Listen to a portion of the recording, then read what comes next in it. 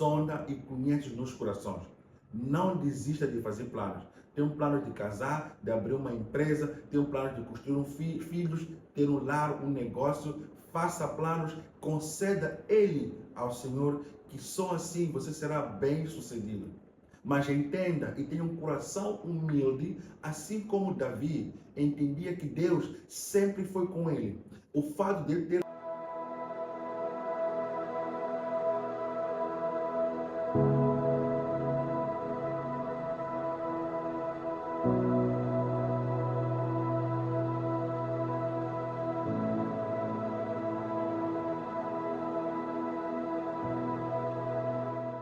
Olá, querido, seja muito bem-vindo a mais um culto. Segunda-feira trago uma mensagem muito especial da parte de Deus. Nosso compromisso neste canal é levar uma mensagem das boas novas para você todas as segundas-feiras. Vamos orar? Pai, te damos graça em nome de Jesus por esta oportunidade que o Senhor nos confere de estar na tua presença, Senhor. Papai, obrigado por este privilégio de estarmos em oração.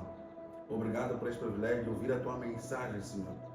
Numa segunda-feira, Papai da Glória, o compromisso é semanal, levando uma mensagem que o Senhor nos confia dentro neste canal, Papai da Glória, para as pessoas que estão do outro lado da tela, para serem transformadas, para serem blindadas, para serem ajudadas, Papai da Glória. Pai, toca os seus corações, transforma-os, Senhor. Não permita que se tornem as mesmas pessoas depois desta mensagem, Senhor. Repreendemos todo o altar satânico, toda a maquinação do inimigo, tudo, mas tudo caia por terra, Papá, no poderoso nome e no sangue de Jesus Cristo. Querido, partilhe este link para milhares de pessoas. À medida que você vai partilhar o link, tanto YouTube e Facebook, vão entender que o conteúdo é muito bom e relevante e eles vão entregar mais. Eu trago aqui uma mensagem muito especial, que era suposto, na verdade, termos partilhado no nosso evento, na nossa vigília, que passou no dia de ontem. Eu quero agradecer a todos vocês que estiveram lá em massa, a partilhar, a festejar, sei que é este dia, e acima de tudo, sermos vigilantes, buscando ao Senhor pela madrugada. E a própria palavra diz que aquele que me buscar pela madrugada certamente me achará. E nós cremos que Deus fez coisas muito grandes na sua vida, e guardamos aí também testemunhos que você possa enviar aí nos nossos comentários, a dizer o que você achou sobre o Room of Worship, que é uma das nossas entidades e um dos nossos ministérios que Deus nos confiou. E agradeço e esperamos que na próxima oportunidade você possa participar conosco. Infelizmente, nós temos que levar uma mensagem, apesar de estarmos muito cansados, mas nosso compromisso é gravar conteúdos para você. E esta mensagem, na verdade, por causa da agenda do dia da sexta-feira, nós não conseguimos partilhar esta mensagem por causa de outras atividades que tivemos que anteceder. Mas o compromisso é deixar essa mensagem para você, e fica aqui a complementaridade, assim, que é do primeiro culto que era suposto ser passado, ser ministrado por mim no evento, e que eu quero que você hoje, pela manhã exclusivo, aliás, pela noite exclusivo, receba esta mensagem através do nosso canal. Intitula esta mensagem Os Planos. O nosso tema geral era esforce-te pela obra. Mas você tem que entender que a obra ela é composta primeiro por um projeto, por um plano. Você planifica, monta o projeto, procura equipamento, executa. Antes da execução, sim, que é procurar o equipamento, você se prepara, depois vem a fase da execução. Também na fase da execução temos os Sambat e Tobias, que também são as pessoas que são levantados como opositores para a construção assim que é do nosso muro ou da obra no qual Deus nos confiou. Abra comigo logo em Provérbios. Eu quero que você entenda esta mensagem no feed que eu vou montar, que vai ser um quebra-cabeça, mas que no fim do dia você vai entender. Os planos. Logo em Provérbios, Salomão diz assim, logo em Provérbios 16, logo no versículo 1. É da natureza humana fazer planos, mas a resposta certa vem do Senhor. Ainda que as pessoas se considerem puras,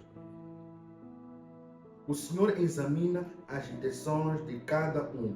Confie ao Senhor tudo o que você faz e os seus planos serão bem-sucedidos. Deixa aqui explicar, dar um panorama muito especial. Eu, em particular, tenho dito que Salomão é o filho da misericórdia. É isso. Salomão é o filho da misericórdia. Por quê? Porque do mesmo ventre que Davi teria adulterado, você recorda que Davi, numa das suas idas para a guerra, um dia desses ele decide tirar férias. Ele fica em casa, sobe em cima do seu palácio, vai caminhando e ele aprecia uma mulher que não era dele, mas sim de Uria. A mulher chamava-se Betseba. E por sua vez ele conquista a mulher, atrai à casa dele, tiveram relações sexuais e por azar ou sorte é que a mulher estava no seu ciclo de conceber, assim que é qualquer criança ou de receber um sêmio e pudesse engravidar. Ou seja, estava no seu período fértil, assim que é. No curso passado parece que eu cometi alguns erros de língua, dizia que era ciclo menstrual enquanto era ciclo fértil. Por sua vez, eles tiveram um filho. Só que aos olhos do Senhor, ele achou isto muito feio e não agradou a Deus. E por sua vez, Deus mandou para chamar o profeta Natã e deu a instrução dizendo que Deus teria visto o que Salomão fez e o próprio Deus não gostou. Então, por sua vez, Deus coloca um decreto que ia matar o seu filho. Esta é uma outra administração que Davi fica 7 dias implorando a Deus para que revertesse o decreto. Eu vou ensinar a você nos próximos cultos como é que Deus reverte e não reverte um decreto. Na verdade, nós não temos o poder de reverter nenhum decreto que Deus coloca, mas a sua misericórdia, quando nos alcança, Ele sim pode reverter. Uma vez dito sim, Ele é a única pessoa que pode dizer não também. E temos essa história num outro panorama. Agora aqui falamos de um jovem que viu Deus primeiro a colocar um decreto, matou o filho do adultério e por sua vez, passado muito tempo assim que é, ele tendo matado, ou seja, orquestrou matar Urias, fez aquela confusão toda, colocou Urias no meio de um campo de batalha, bem minado, e o inimigo acabou matando. Por sua vez, Davi, no seu nível de excelência, a Betseba fica grávida e Deus decide exterminar ou matar o filho de Davi. Davi fica 7 dias sem comer, 7 dias orando, 7 dias jejuando e implorando a Deus. E assim Deus não permitiu e matou a primeira criança de Davi. Davi levanta por sua vez, depois dos seus homens, seus servos terem olhado Davi durante os 7 dias de sofrimento, ele por sua vez, ele levanta e diz, olha, preparem um bom banquete, um bom perfume e um bom banho, eu vou celebrar, porque o Senhor tomou a sua decisão de eliminar o meu filho. Se Deus decidiu, ninguém mais tem como alterar o decreto de Deus. Davi casou com Betseba e eles tiveram o filho da misericórdia, o filho da promessa. Assim veio Salomão, e Salomão, por sua vez, é a pessoa na qual realizou um dos desejos, uma das ideias de Davi. Por isso que depois eu entendo que Salomão, seu filho, depois de entender o que na verdade era um plano, ele dizia, olha, muitos são os planos. Aliás, o homem, nós como homens, tanto mulher como homem, devemos fazer planos, mas a resposta final vem de Deus. A resposta final vem de Deus, porque Ele sonda as nossas intenções. E só Ele que pode manter ou criar um sucesso na realização dos nossos planos.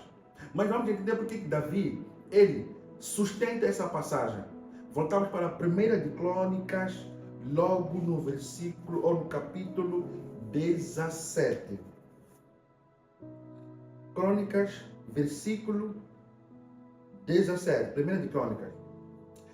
Quando Davi havia se estabelecido em seu palácio, mandou chamar o profeta Natã e disse: Veja, moro num palácio, uma casa de cedro, enquanto a arca da aliança do Senhor está lá fora numa simples tenda. Davi é tão bom. Davi entende o pacto ou a aliança que ele tem com Deus. Ele entende que, olha, eu estou numa melhor condição, numa melhor casa. Como é que é possível a arca do Senhor estar por debaixo de uma tenda? Nós, como Rumo Worship, um dos padrões que nós temos dentro dos nossos eventos é a excelência. Se Deus fez a nós, como se Deus criou o ser humano com excelência, por que nós não podemos também entregar um trabalho para Ele com excelência? Realizar uma obra para Ele com excelência. E Davi é que ele entende que, olha, eu estou num palácio de cedro bem luxuoso e a tenda do Senhor está lá fora. Ou seja, a arca do Senhor está numa tenda. Não faz sentido. Este era um debate que ele tinha uma conversa que ele tinha com o profeta Natã. Natã significa Deus deu. E profeta Natã significa, ou seja, profeta significa Deus fala, ou seja, Deus na terra, Deus falando para a terra. E Natã significa Deus deu. Deus deu a Natã. Nós não temos ainda um estudo em que mostra a genealogia ou os pais de criação do profeta Natã. A Bíblia ainda não esclarece ou não explica exatamente a proveniência deste profeta Natã. E respondeu a Davi, Natã: faça o que em mente, pois Deus está contigo, pois Deus é teu rei. Naquela mesma noite, porém, Deus disse a Natã: vá ao meu servo Davi, que assim diz o Senhor: não será construído uma casa para eu habitar. Aqui é uma coisa muito interessante. Profeta Natã, ou seja, o profeta Natã, ele exerceu aqui duas funções.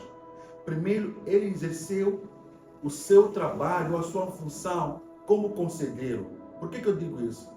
Quando Davi fala com o profeta Natã, e Natã diz: vá, porque Deus é contigo e construa essa arca, ou seja, esse templo. Ele estava falando como um conselheiro. Ele falava como um conselheiro.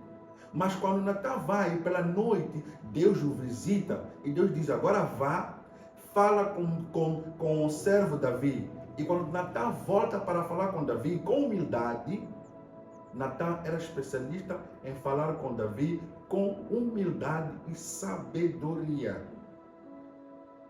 Natã, por sua vez, volta e diz: assim diz o Senhor. E quando ele volta para falar, ele fala como um profeta. Aí você entende que um profeta pode cometer erros, porque o Natã, neste processo, quando diz: vá e construa a arca, porque Deus é contigo, tu és o rei, ele falava como um conselheiro. Aí eu entendo que nós podemos julgar a profecia, mas não podemos julgar o profeta. Você deve aprender a pedir sinais a Deus quando recebe uma profecia ou quando recebe um conselho. Você tem um plano, peça sinais a Deus. Porque existem alguns planos ou existem algumas ideias que podem iniciar contigo, mas não ser o tempo de execução. Assim como Davi, ele teve a ideia de iniciar a construção de um templo, mas foi a sua descendência que o realizou. E você nota que Deus tinha motivos suficientes para rejeitar a construção nas mãos de Davi, porque ele era um homem sanguinário, ele era um homem de guerra, e Deus não queria que o seu templo fosse construído com um homem de guerra, um homem sanguinário.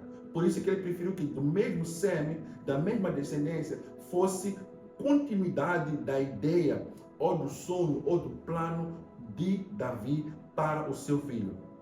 Ei, entenda?